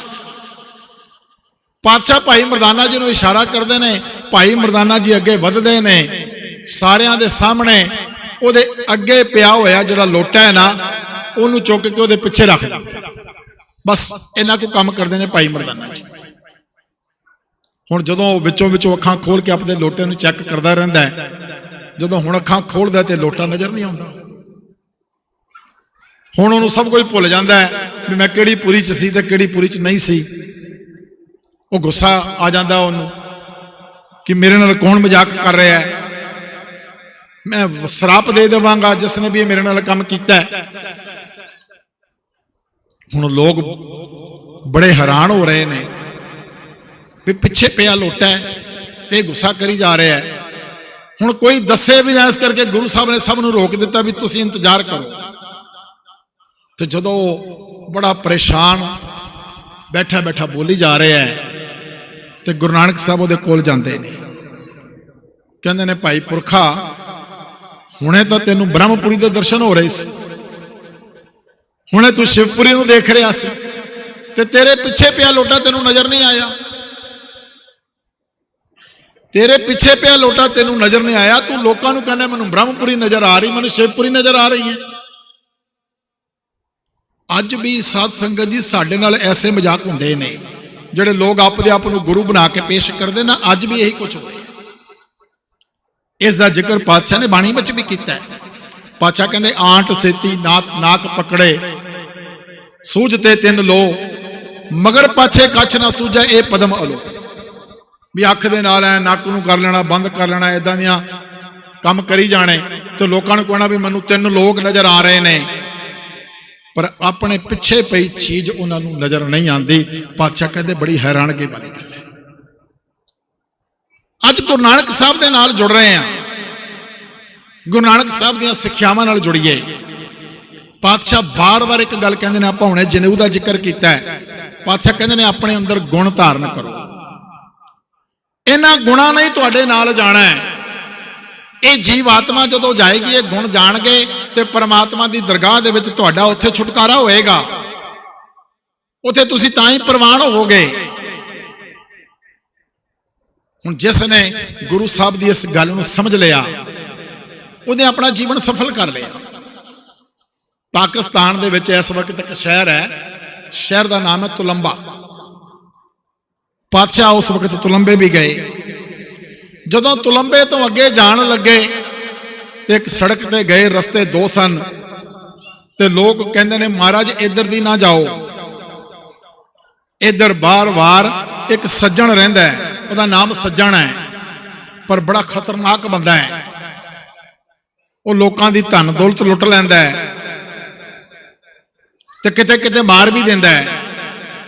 ਤੇ ਪਾਤਸ਼ਾਹ ਮੁਸਕਰਾ ਕੇ ਕਹਿੰਦੇ ਮੈਂ ਤਾਂ ਜਾਣਾ ਹੀ ਉਹਦੇ ਕੋਲ ਹੈ। ਪਾਤਸ਼ਾਹ ਵਿਸ਼ੇਸ਼ ਤੌਰ ਤੇ ਜਿਹੇ ਲੋਕਾਂ ਕੋਲ ਗਏ ਨੇ ਜਿਹੜੇ ਆਪਦੇ ਆਪ ਨੂੰ ਧਰਮੀ ਬਣ ਕੇ ਦਿਖਾਉਂਦੇ ਨੇ ਪਰ ਅੰਦਰ ਧਰਮ ਨਹੀਂ ਹੈ। ਪਾਤਸ਼ਾਹ ਕਹਿੰਦੇ ਮੈਂ ਤਾਂ ਜਾਣਾ ਹੀ ਉਹਦੇ ਕੋਲ ਹੈ। ਉਹਦੀ ਧਰਮਸ਼ਾਲਾ 'ਚ ਪਹੁੰਚਦੇ ਨੇ। ਹੁਣ ਉਹ ਵੇਖਦਾ ਹੈ ਨਾਲ ਭਾਈ ਮਰਦਾਨਾ ਜੀ ਨੇ ਤੇ ਪਾਤਸ਼ਾਹ ਦੇ ਕੋਲ ਸਮਾਨ ਵੀ ਹੈ। ਪਾਤਸ਼ਾਹ ਕੋਲ ਇੱਕ ਪੋਥੀ ਹੈ ਜਿਹਦੇ ਵਿੱਚ ਗੁਰਬਾਣੀ ਲਿਖੀ ਹੈ। ਵੈਸੇ ਪਾਤਸ਼ਾਹ ਕਦੇ ਵੀ ਆਪਣੇ ਨਾਲ ਕੋਈ ਸਮਾਨ ਲੈ ਕੇ ਨਹੀਂ ਜਾਂਦੇ। ਜਦੋਂ ਉਦਾਸੀਆਂ ਤੇ ਗਏ ਨੇ ਨਾ ਤੇ ਭਾਈ ਮਰਦਾਨਾ ਜੀ ਨੂੰ ਆਰੰਭਤਾ ਕਰਨ ਵੇਲੇ ਗੱਲ ਕਹਿ ਦਿੱਤੀ ਹੈ ਵੀ ਆਪਾਂ ਜਾਣਾ ਹੈ ਤੇ ਕੋਈ ਸਮਾਨ ਨਾਲ ਨਹੀਂ ਲੈਣਾ, ਕਿਸੇ ਕਿਸਮ ਦਾ ਕੋਈ ਸਮਾਨ ਨਹੀਂ ਲੈਣਾ, ਕੋਈ ਖਾਣ ਪੀਣ ਵਾਲਾ ਨਹੀਂ, ਕੋਈ ਪਾਣ ਵਾਲਾ ਨਹੀਂ। ਤੇ ਭਾਈ ਮਰਦਾਨਾ ਜੀ ਸਵਾਲ ਪੁੱਛਦੇ ਬਾਬਾ ਜਾਣਾ ਕਿੱਥੇ ਹੈ? ਕਹਿੰਦੇ ਨਹੀਂ ਪਤਾ। ਕਿੰਨਾ ਕੁ ਸਫ਼ਰ ਹੈ? ਨਹੀਂ ਪਤਾ। ਵਾਪਸ ਕਦੋਂ ਆਵਾਂਗੇ? ਨਹੀਂ ਪਤਾ। ਤੇ ਪਰ ਨਾਲ ਕੁਝ ਨਹੀਂ ਲੈਣਾ। ਪਰ ਭਾਈ ਸੱਜਣ ਸਮਝਦਾ ਹੈ ਬਈ ਪਾਤਸ਼ਾਹ ਕੋਲ ਬੜਾ ਕੁਝ ਹੈਗਾ, ਇਹ ਤਾਂ ਮੈਨੂੰ ਲੁੱਟਣ ਦਾ ਮੌਕਾ ਮਿਲ ਗਿਆ। ਤੇ ਉਹ ਇੱਕ ਕਮਰਾ ਦੇ ਦਿੰਦਾ ਪਾਤਸ਼ਾਹ ਨੂੰ ਤੇ ਭਾਈ ਮਰਦਾਨਾ ਜੀ ਨੂੰ। ਉੱਥੇ ਬੈਠ ਜਾਂਦੇ ਨੇ ਪਾਤਸ਼ਾਹ ਤੇ ਨਾਲ ਦੇ ਕਮਰੇ 'ਚ ਸੱਜਣ ਬੈਠ ਜਾਂਦਾ, ਇੰਤਜ਼ਾਰ ਕਰਦਾ ਵੀ ਕਦੋਂ ਸੋ ਜਾਣਗੇ ਤੇ ਕਦੋਂ ਮੈਂ ਆਪਣਾ ਕੰਮ ਕਰਾਂਗਾ। ਤੇ ਪਾਤਸ਼ਾਹ ਜਦੋਂ ਥੋੜਾ ਜਿਹਾ ਸਮਾਂ ਰਾਤ ਦਾ ਵੱਧਦਾ ਹੈ ਭਾਈ ਮਰਦਾਨਾ ਜੀ ਨੂੰ ਕਹਿੰਦੇ ਨੇ, ਭਾਈ ਮਰਦਾਨਾ ਜੀ ਰਬਾਬ ਵਜਾਓ, ਬਾਣੀ ਆਈ। ਪਾਤਸ਼ਾਹ ਉੱਥੇ ਇੱਕ ਸ਼ਬਦ ਦਾ ਉਚਾਰਨ ਕਰਦੇ ਨੇ। ਕਈ ਵਾਰੀ ਉਹ ਸ਼ਬਦ ਅਸੀਂ ਹੁਕਮਨਾਮੇ ਦੇ ਰੂਪ ਵਿੱਚ ਵੀ ਪੜ੍ਹਦੇ ਹਾਂ। ਸੂਹੀ ਰਾਗ ਦੇ ਵਿੱਚ ਉਹ ਸ਼ਬਦ ਹੈ। ਪਾਤਸ਼ਾਹ ਕਹਿੰਦੇ ਨੇ, ਉੱਜਲ ਕਹਿਹਾਂ ਚਿਲਕਣਾ, ਘੋਟੇ ਮਕਾਲੜੀ ਮਸ, ਧੋਤਿਆਂ ਝੂਠ ਨਾ ਉਤਰੈ, ਜੇ ਸੋ ਧੋਵਾਂ ਤਿਸ, ਸੱਜਣ ਸਈ ਨਾਲ ਮੈਂ, ਚਲੰਦਿਆਂ ਨਾਲ ਚਲਨ, ਜਿੱਥੇ ਲੇਖਾ ਮੰਗੀਐ ਤਿੱਥੇ ਖੜੇ ਦਿਸਨ। ਰਹਾਓ। ਅੱਗੇ ਹੋਰ ਵੀ ਸ਼ਬਦ ਹੈ। ਹੁਣ ਜਦੋਂ ਸੱਜਣ ਇਸ ਸ਼ਬਦ ਨੂੰ ਸੁਣਦਾ ਹੈ ਤੇ ਉਹ ਬੜਾ ਹੈਰਾਨ ਹੁੰਦਾ ਵੀ ਇਹ ਤਾਂ ਮੇਰੀ ਗੱਲ ਹੋ ਰਹੀ ਹੈ। ਉੱਜਲ ਕਹਿਹਾਂ ਚਿਲਕਣਾ ਅੱਜ ਕੱਲ ਸਾਨੂੰ ਨਜ਼ਰ ਨਹੀਂ ਆਉਂਦਾ। ਪੁਰਾਣੇ ਸਮੇਂ ਦੇ ਇੱਕ ਕਹਿ ਦੇ ਭਾਂਡੇ ਹੁੰਦੇ ਸਨ। ਕਹਿ ਦੇ ਭਾਂਡੇ ਨੂੰ ਜਿੰਨਾ ਮਾਂਜੀ ਜਾਓ ਨਾ, ਉਹਦੇ ਵਿੱਚੋਂ ਕਾਲਕ ਨਜ਼ਰ ਆਈ ਜਾਣੀ, ਬਾਹਰੋਂ ਬੜਾ ਚਮਕਦਾ ਹੈ। ਪਾਤਸ਼ਾਹ ਉਦਾਹਰਨ ਦੇ ਰਹੇ ਨੇ ਕਹਿ ਦੇ ਭਾਂਡੇ ਦੀ, ਵੀ ਕਹਿ ਦਾ ਭਾਂਡਾ ਬਾਹਰੋਂ ਬੜਾ ਚਮਕਦਾ ਹੈ, ਜਿੰਨਾ ਮਰਜ਼ੀ ਉਹਨੂੰ ਧੋਈ ਜਾਓ, ਸਾਫ਼ ਕਰੀ ਜਾਓ, ਪਰ ਉਹਦੇ ਅੰਦਰ ਦੀ ਕਾਲਕ ਨਹੀਂ ਜਾਂਦੀ। ਧੋਤਿਆਂ ਝੂਠ ਨਾ ਉਤਰੈ, ਜੇ ਸੋ ਧੋਵਾਂ ਤਿਸ, ਭਾਵੇਂ 100 ਵਾਰੀ ਧੋਏ। ਹੁਣ ਸੱਜਣ ਵੀ ਸਮਝਦਾ ਹੈ ਵੀ ਇਹ ਤਾਂ ਮੇਰੀ ਗੱਲ ਹੋ ਰਹੀ ਹੈ, ਮੈਂ ਬਾਹਰੋਂ ਲੋਕਾਂ ਨੂੰ ਬੜਾ ਸੱਜਣ ਬਣ ਕੇ ਦਿਖਾ ਰਿਹਾ, ਪਰ ਅੰਦਰ ਤਾਂ ਮੇਰੇ ਵੀ ਕਾਲਕ ਭਰੀ ਹੋਈ ਹੈ। ਇਹ ਤਾਂ ਮੇਰੀ ਗੱਲ ਹੀ ਕਰਦੇ ਪਏ ਨੇ ਪਾਤਸ਼ਾਹ। ਫਿਰ ਰਹਾਓ ਵਾਲੇ ਪਦੇ ਕਹਿੰਦੇ, ਸੱਜਣ ਸਈ ਨਾਲ ਮੈਂ, ਚਲੰਦਿਆਂ ਨਾਲ ਚਲਨ, ਵੀ ਉਹੀ ਸੱਜਣ ਨੇ ਜਿਹੜੇ ਹਮੇਸ਼ਾ ਮੇਰੇ ਨਾਲ ਰਹਿਣਗੇ।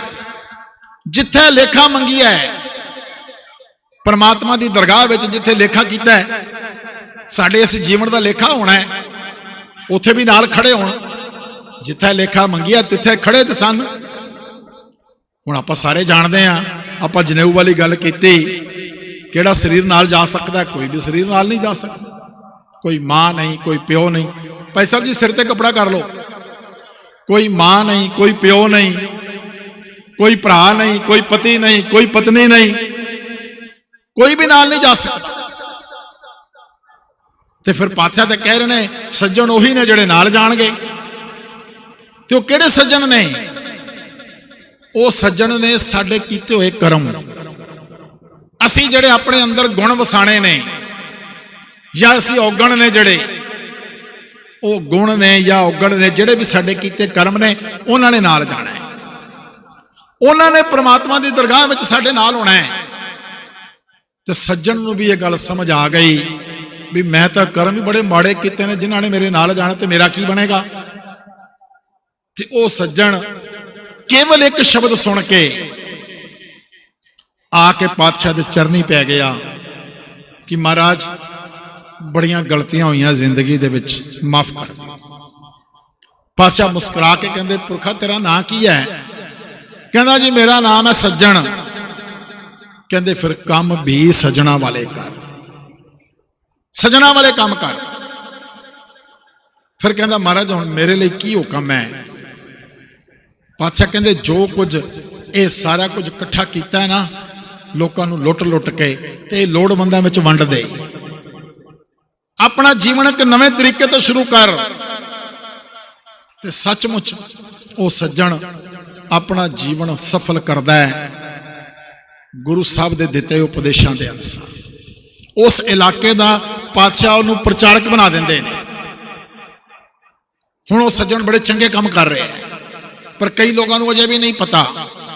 ਇਤਿਹਾਸ ਵਿੱਚ ਮਿਲਦਾ ਹੈ, ਕਹਿੰਦੇ ਕੁਝ ਲੋਕ ਫਿਰ ਉਸ ਰਸਤੇ ਤੋਂ ਜਾਂਦੇ ਨੇ ਜਦੋਂ, ਤੇ ਇੱਕ ਵਿਅਕਤੀ ਉਹਨਾਂ ਨੂੰ ਰੋਕਦਾ ਹੈ, ਭਾਈ ਉਧਰ ਨਾ ਜਾਓ, ਉਧਰ ਸੱਜਣ ਰਹਿੰਦਾ, ਆਪਦਾ ਰਸਤਾ ਬਦਲ ਲਓ। ਤੇ ਸੱਜਣ ਕਿਤੇ ਕੋਲ ਹੀ ਖੜਾ ਹੈ। ਉਹ ਕਹਿੰਦਾ ਭਰਾਵੋ ਤੁਹਾਨੂੰ ਰਸਤਾ ਬਦਲਣ ਦੀ ਲੋੜ ਨਹੀਂ, ਕਿਉਂਕਿ ਹੁਣ ਸੱਜਣ ਬਦਲ ਗਿਆ।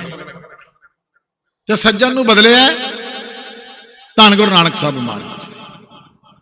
ਆਓ ਜੇ ਆਪਾਂ ਵੀ ਆਪਣੇ ਆਪ ਨੂੰ ਬਦਲਣਾ ਚਾਹੁੰਦੇ ਹਾਂ, ਇਹ ਗੁਰਪੁਰਬ ਮਨਾ ਰਹੇ ਹਾਂ।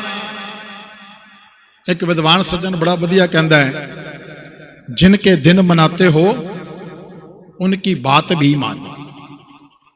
ਜਿਨ੍ਹਾਂ ਦੇ ਦਿਨ ਮਨਾ ਰਹੇ ਆ, ਉਹਨਾਂ ਦੀਆਂ ਗੱਲਾਂ, ਉਹਨਾਂ ਦੀਆਂ ਬਾਤਾਂ ਵੀ ਮੰਨ ਲਈਏ, ਤੇ ਸੱਚਮੁੱਚ ਸਾਡਾ ਵੀ ਜੀਵਨ ਸਫਲ ਹੋ ਜਾਏਗਾ। ਗੁਰੂ ਸਾਹਿਬ ਕਿਰਪਾ ਕਰਨਗੇ, ਸਾਡਾ ਜੀਵਨ ਵੀ ਸਫਲ ਹੋ ਜਾਏਗਾ। ਧੰਨ ਗੁਰੂ ਨਾਨਕ ਸਾਹਿਬ ਮਹਾਰਾਜ ਜੀ ਦਾ ਪ੍ਰਕਾਸ਼ ਪੁਰਬ ਮਨਾ ਰਹੇ ਹਾਂ।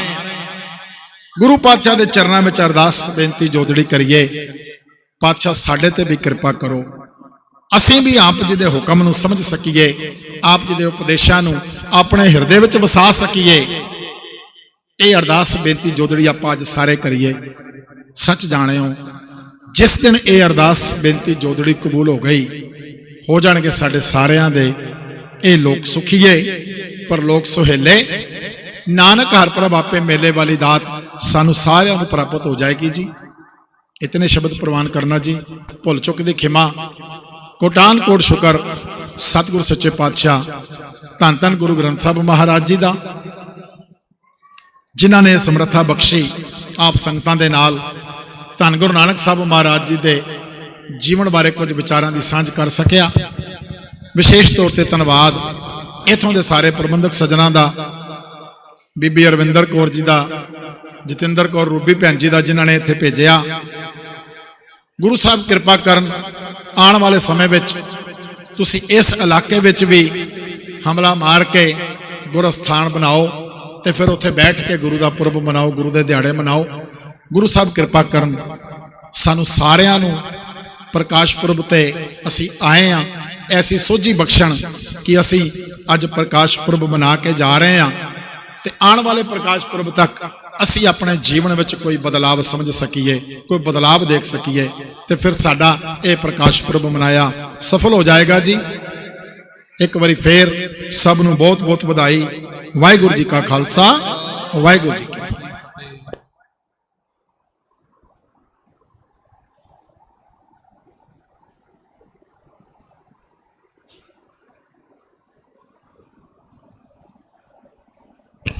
ਬਹੁਤ ਬਹੁਤ ਧੰਨਵਾਦ ਵੀਰ ਹਰਪਾਲ ਸਿੰਘ ਜੀ ਦਾ, ਜਿਨ੍ਹਾਂ ਨੇ ਕੁਝ ਸ਼ਬਦਾਂ ਦੇ ਵਿੱਚ ਗੁਰੂ ਨਾਨਕ ਪਾਤਸ਼ਾਹ ਜੀ ਦੇ ਗੁਣਾਂ ਦੀ ਸਾਂਝ ਪਾ ਕੇ ਆਪ ਸੰਗਤਾਂ ਨੂੰ ਨਿਹਾਲ ਕੀਤਾ ਹੈ। ਹੁਣ ਬੱਚੇ ਇੱਕ ਵਾਰੀ ਆਪ ਜੀ ਦੇ ਨਾਲ ਇੱਕ ਵਾਰੀ ਫਿਰ ਗੁਰੂ ਨਾਨਕ ਪਾਤਸ਼ਾਹ ਜੀ ਦੇ ਸਿਧਾਂਤਾਂ ਦੀ, ਮੂਲ ਸਿਧਾਂਤਾਂ ਦੀ ਗੱਲ ਕਰਨਗੇ।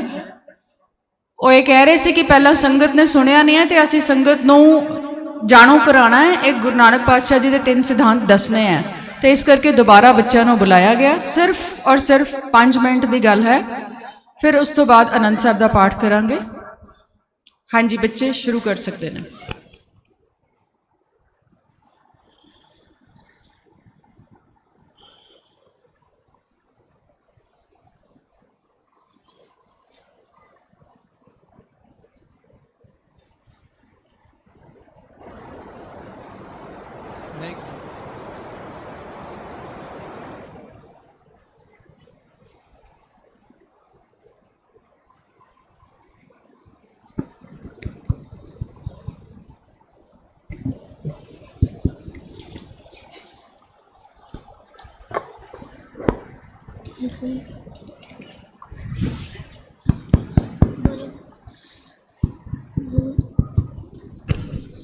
ਵਾਹਿਗੁਰੂ ਜੀ ਕਾ ਖਾਲਸਾ, ਵਾਹਿਗੁਰੂ ਜੀ ਕੀ ਫਤਿਹ। ਅੱਜ ਤੁਸੀਂ ਕਲਾਸ ਵਿੱਚ ਕਿਉਂ ਨਹੀਂ ਆਏ? ਓ ਹਾਂ, ਅੱਜ ਤਾਂ ਮੈਂ ਭੁੱਲ ਹੀ ਗਈ, ਪਰ ਤੁਸੀਂ ਅੱਜ ਕਲਾਸ ਵਿੱਚ ਕੀ ਸਿੱਖਿਆ? ਅੱਜ ਤਾਂ ਸਾਨੂੰ ਗੁਰੂ ਨਾਨਕ ਸਾਹਿਬ ਜੀ ਦੇ ਸਿਖਾਏ 3 ਮੂਲ ਸਿਧਾਂਤਾਂ ਬਾਰੇ ਦੱਸਿਆ ਗਿਆ। ਅੱਛਾ, ਉਹ ਕੀ ਹਨ? ਮੈਨੂੰ ਵੀ ਦੱਸੋ।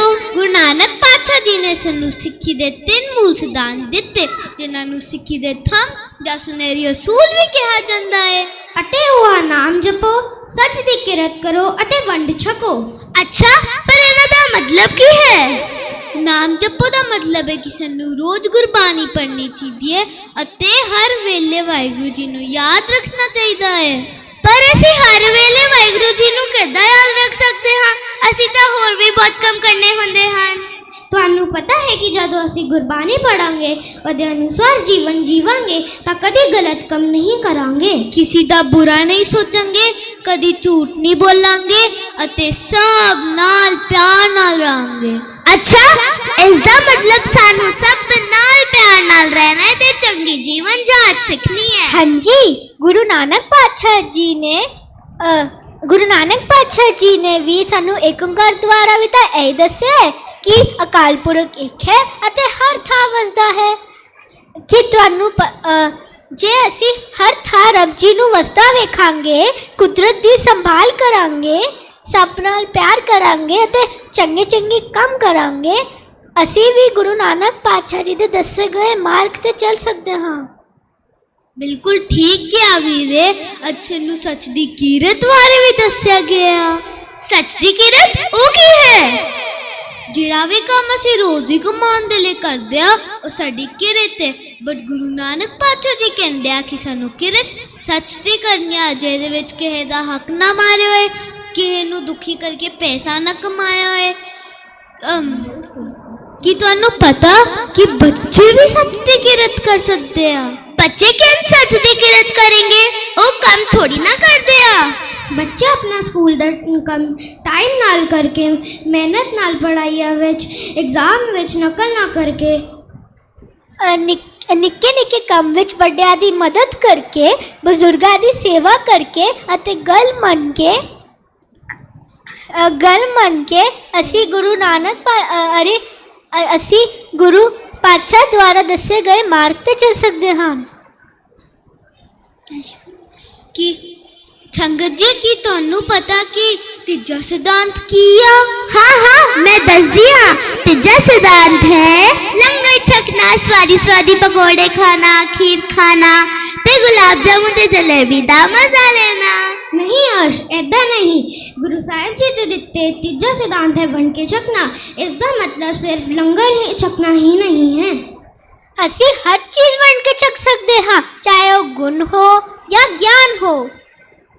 ਲੋੜਵੰਦ ਦੀ ਮਦਦ ਕਰਨਾ ਵੀ ਵੰਡ ਕੇ ਛਕਣਾ ਹੀ ਹੈ। ਇੰਟੈਲੀਜੈਂਟ ਬੱਚਾ ਆਪਣੇ ਨਾਲ ਦੇ ਬੱਚਿਆਂ ਦੀ ਮਦਦ ਕਰਕੇ ਆਪਣਾ ਗੁਣ ਨੂੰ ਵੰਡ ਸਕਦਾ ਹੈ। ਆਪਣੇ ਬੇਲੋੜੇ ਜਾਂ ਛੋਟੇ ਕੱਪੜੇ ਲੋੜਵੰਦ ਤੱਕ ਪਹੁੰਚਾना ਵੀ ਵੰਡ ਕੇ ਛਕਣਾ ਹੀ ਹੁੰਦਾ ਹੈ। अच्छा चलो फिर सब मिलके एक प्रण करिए। चलो फिर असी सारे मिलके गुरु नानक पातशाह जी दे दसे गए मार्ग ते चलिए। वाहिगुरु जी का खालसा, वाहिगुरु जी की फतेह। बोले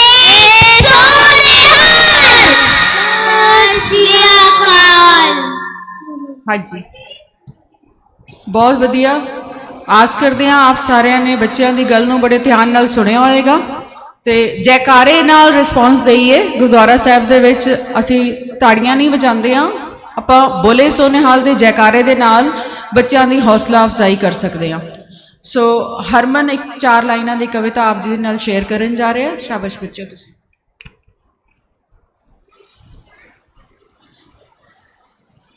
ਵਾਹਿਗੁਰੂ ਜੀ ਕਾ ਖਾਲਸਾ, ਵਾਹਿਗੁਰੂ ਜੀ ਕੀ ਫਤਿਹ।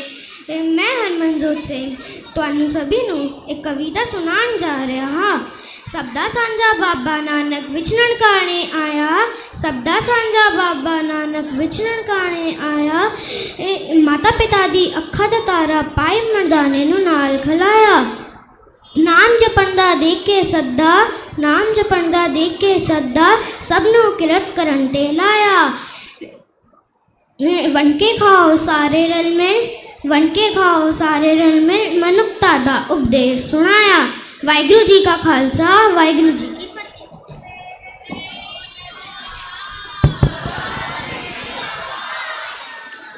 ਵਾਹਿਗੁਰੂ ਜੀ ਕਾ ਖਾਲਸਾ, ਵਾਹਿਗੁਰੂ ਜੀ ਕੀ ਫਤਿਹ। ਰਾਮ ਕਲੀ ਮਹਲਾ ਤੀਜਾ। ਆਨੰਦ ਕਿਉ ਓੰਕਾਰ ਸਤਿਗੁਰ ਪ੍ਰਸਾਦ।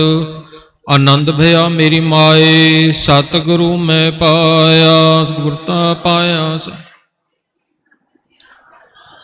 ਰਾਗ ਰਤਨ ਪਰਵਾਰ ਭਰੀਆਂ, ਸ਼ਬਦ ਗਾਵਣ ਆਈਆਂ। ਕਹੇ ਨਾਨਕ ਆਨੰਦ ਹੋਆ, ਸਤਿਗੁਰੂ ਮੈਂ ਪਾਇਆ। ਹਰ ਨਾਲ ਰਹੋ ਤੂੰ ਮਨ ਮੇਰੇ, ਦੁੱਖ ਸਭ ਵਿਸਾਰਣਾ। ਸਭਨਾ ਗਲਾਂ ਸਮਰੱਥ ਸੁਆਮੀ, ਸੋ ਕਿਉ ਮਨੋ ਵਿਸਾਰੇ। ਸਾਚੇ ਸਾਹਿਬਾ ਕਿਆ ਨਹੀਂ ਘਰ ਤੇਰਾ, ਸਦਾ ਸਿਵ ਸਲਾਹ ਤੇਰੀ ਨਾਮ ਮਨ ਵਸਾਵੇ। ਕਹੇ ਨਾਨਕ ਸੱਚੇ ਸਾਹਿਬ ਕਿਆ ਨਹੀਂ ਘਰ ਤੇਰੇ, ਸਾਚਾ ਨਾਮ ਮੇਰਾ ਆਧਾਰੋ। ਕਰ ਸਾਥ ਸੁਖ ਮਨ ਆਏ ਵਸਿਆ, ਜਿਨ ਇੱਛਾ ਸਭ ਪੁਜਾਈਆਂ। ਕਹੇ ਨਾਨਕ ਸੁਣੋ ਸੰਤੋ ਸ਼ਬਦ ਦਰੋਪੇ ਆਰੋ, ਸਾਚਾ ਨਾਮ ਮੇਰਾ ਆਧਾਰੋ।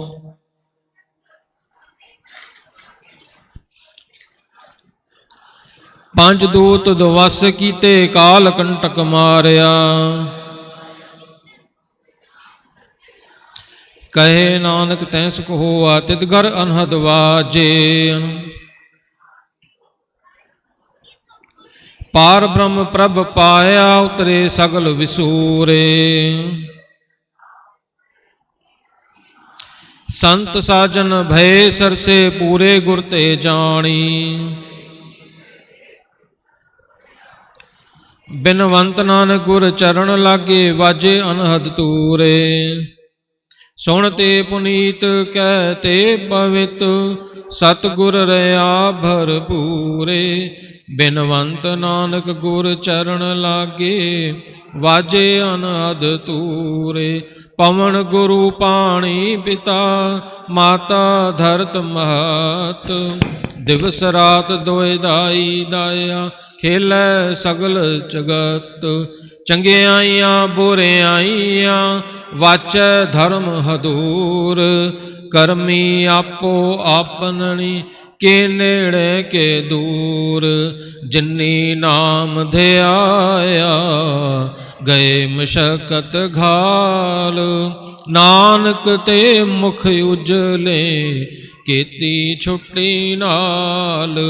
ਜਿਨੀ ਨਾਮ ਧਿਆਇਆ, ਗਏ ਮਸ਼ਕਤ ਘਾਲ। ਨਾਨਕ ਤੇ ਮੁਖ ਉਜਲੇ, ਕੀਤੀ ਛੁੱਟੀ ਨਾਲ। ਵਾਹਿਗੁਰੂ ਜੀ ਕਾ ਖਾਲਸਾ, ਵਾਹਿਗੁਰੂ ਜੀ ਕੀ ਫਤਿਹ।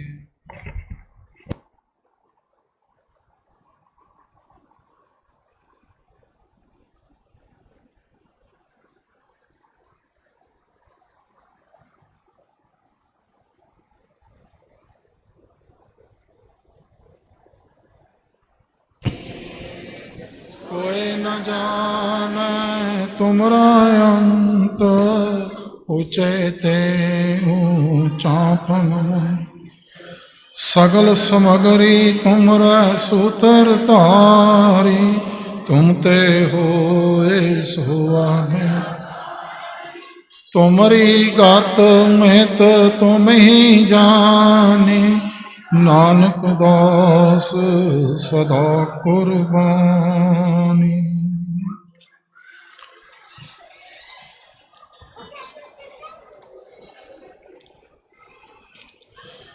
दोए कर जोड़ करम अरदास, तुद भावै तां आणे रास। अरदास श्री भगवती जी सहाय। वार श्री भगवती जी की पातशाही 10वीं। प्रथम भगवती सिमरक है, गुरु नानक लई ध्याए। फिर अंगद गुर ते अमरदास और रामदासा होए सहाय। अर्जन हर गोबिंद नो सिमरो श्री हर राय। श्री हर कृष्ण ध्याईऐ, जिस डिठै शब्द भजाए।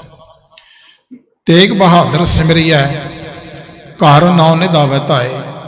सब थाई होए साई। 10वें पातशाह धन गुरु गोबिंद सिंह जी महाराज सब थाई होना दी सहाय।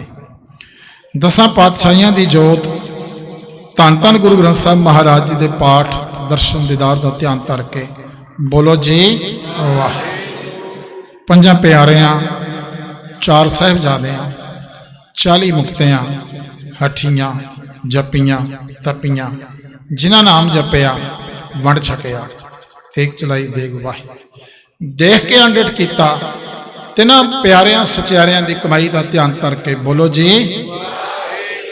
जिन्हां सिंघां सिंघनियां ने धर्म हेत सीस दिते, बंद बंद कटवाए, खोपरियां लुहाइयां, चरखड़ियां ते चढ़े, गुरुद्वारियां की सेवा लई कुर्बानियां कीतियां, धर्म नहीं आ रहा, सिखी केसां सवासां संग निभाई।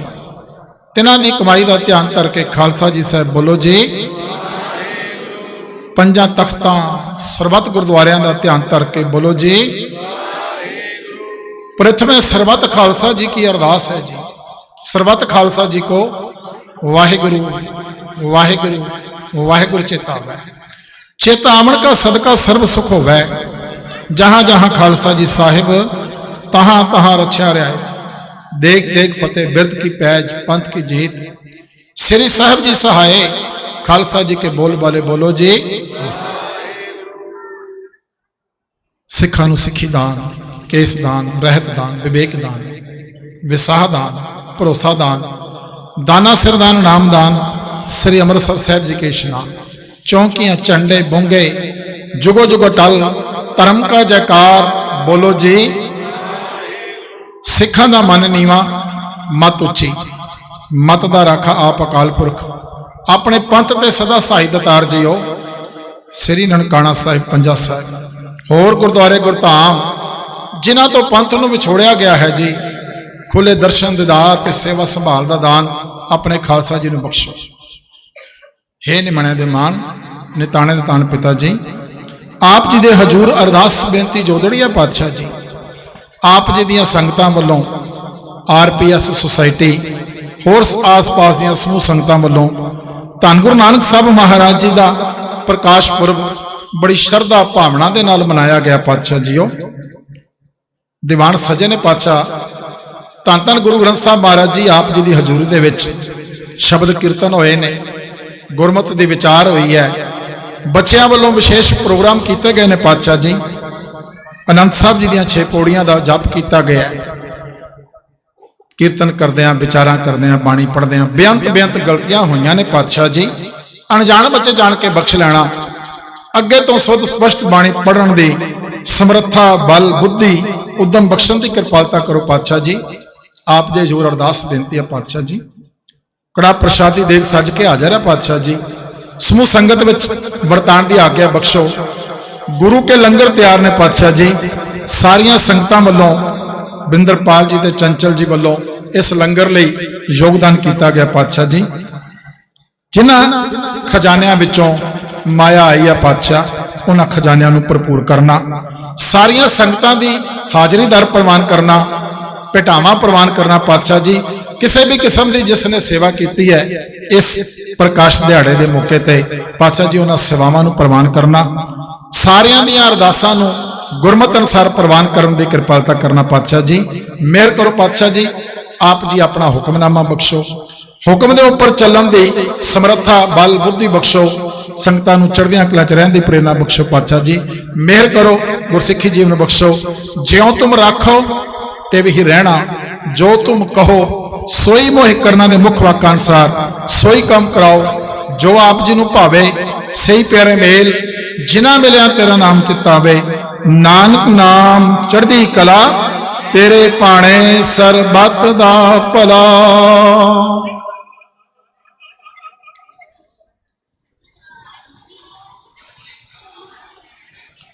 वाहिगुरु जी का खालसा, वाहिगुरु जी की फतेह। दोहरा आज्ञा भई अकाल की, तबे चलायो पंथ। सब सिखन को हुक्म है, गुरु मान्यो ग्रंथ। गुरु ग्रंथ जी मान्यो, प्रगट गुरा की दे। जो प्रभ को मिलबो चाहे, खोज शब्द मैले। राज करेगा खालसा, आकी रह न को। हार होए सब मिलेंगे, बचे शरण जो होए। ख्वार होए सब मिलेंगे, बचे शरण जो होए। वाहिगुरु जी का खालसा, वाहिगुरु जी की फतेह। बोले सो निहाल। वाहिगुरु जी का खालसा, वाहिगुरु जी।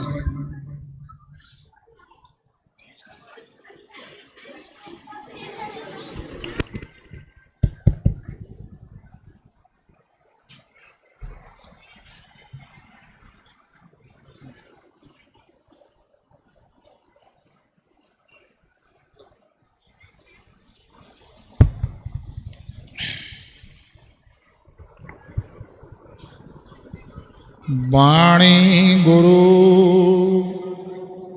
गुरु है बाणी। ਵਿੱਚ ਬਾਣੀ ਅੰਮ੍ਰਿਤ ਸਾਰੇ, ਗੁਰ ਬਾਣੀ ਕਹੈ ਸੇਵਕ ਜਨ ਮਾਨੈ, ਪਰਤਖ ਗੁਰੂ ਨਿਸਤਾਰੇ। ਮੈਂ ਮੂਰਖ ਕੀ ਕੇਤਕ ਬਾਤ ਹੈ, ਕੋਟ ਪਰਾਤੀ ਤਰਿਆਰੇ। ਗੁਰ ਨਾਨਕ ਜਿਨ ਸੁਣਿਆ ਪੇਖਿਆ, ਸੇ ਫਿਰ ਗਰਵਾਸ ਨਾ ਪਰਿਆਰੇ। ਸੋ ਕਹੋ ਟਲ ਗੁਰ ਸੇਵੀਐ, ਅਹਨਿਸ ਸਹਿਜ ਸੁਭਾਏ। ਦਰਸ਼ਨ ਪਰਸੀਐ ਗੁਰੂ ਕੈ, ਜਨਮ ਮਰਨ ਦੁਖ ਜਾਏ। ਸਤਨਾਮ ਸ੍ਰੀ ਵਾਹਿਗੁਰੂ ਸਾਹਿਬ ਜੀਓ। ਸੋਰਠ ਮਹੱਲਾ ਪੰਜਵਾਂ। ਗੁਰ ਪੂਰੈ ਕਿਰਪਾ ਧਾਰੀ, ਪ੍ਰਭ ਪੂਰੀ ਲੋਚ ਹਮਾਰੀ। ਕਰ ਇਸ਼ਨਾਨ ਗ੍ਰਹਿ ਆਏ, ਅਨੰਦ ਮੰਗਲ ਸੁਖ ਪਾਏ।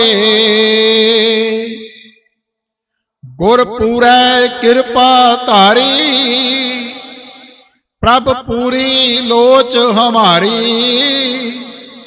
ਕਰ ਇਸ਼ਨਾਨ ਗ੍ਰਹਿ ਆਏ, ਅਨੰਦ ਮੰਗਲ ਸੁਖ ਪਾਏ। ਸੰਤੋ ਰਾਮ ਨਾਮ ਨਿਸਤਰੀਐ, ਉਠਤ ਬੈਠਤ ਹਰ ਹਰ ਧਿਆਈਐ। ਅਣ ਦਿਨ ਸੋ ਕ੍ਰਿਤ ਕਰੀਐ ਰਹਾਓ। ਸੰਤ ਕਾ ਮਾਰਗ ਧਰਮ ਕੀ ਪੌੜੀ, ਕੋਵਡ ਭਾਗੀ ਪਾਏ। ਕੋਟ ਜਨਮ ਕੇ ਕਿਲ ਬਿਖ ਨਾਸੇ, ਹਰ ਚਰਣੀ ਚਿਤ ਲਾਏ। ਉਸਤਤ ਕਰੋ ਸਦਾ ਪ੍ਰਭ ਆਪਣੇ, ਜਿਨ ਪੂਰੀ ਕਲ ਰਾਖੀ। ਜੀ ਜੰਤ ਸਭ ਭਏ ਪਵਿੱਤਰਾ, ਸਤਿਗੁਰ ਕੀ ਸੱਚ ਸਾਖੀ। ਬਿਗਣ ਬਿਨਾਸਨ ਸਭ ਦੁਖ ਨਾਸਨ, ਸਤਿਗੁਰ ਨਾਮ ਦਿਰੜਾਇਆ। ਖੋਏ ਪਾਪ ਭਏ ਸਭ ਪਾਵਨ, ਜਨ ਨਾਨਕ ਸੁਖ ਘਰ ਆਇਆ। ਬਿਗਣ ਬਿਨਾਸਨ ਸਭ ਦੁਖ ਨਾਸਨ, ਸਤਿਗੁਰ ਨਾਮ ਦਿਰੜਾਇਆ। ਖੋਏ ਪਾਪ ਭਏ ਸਭ ਪਾਵਨ, ਜਨ ਨਾਨਕ ਸੁਖ ਘਰ ਆਇਆ। ਵਾਹਿਗੁਰੂ ਜੀ ਕਾ ਖਾਲਸਾ, ਵਾਹਿਗੁਰੂ ਜੀ ਕੀ ਫਤਿਹ।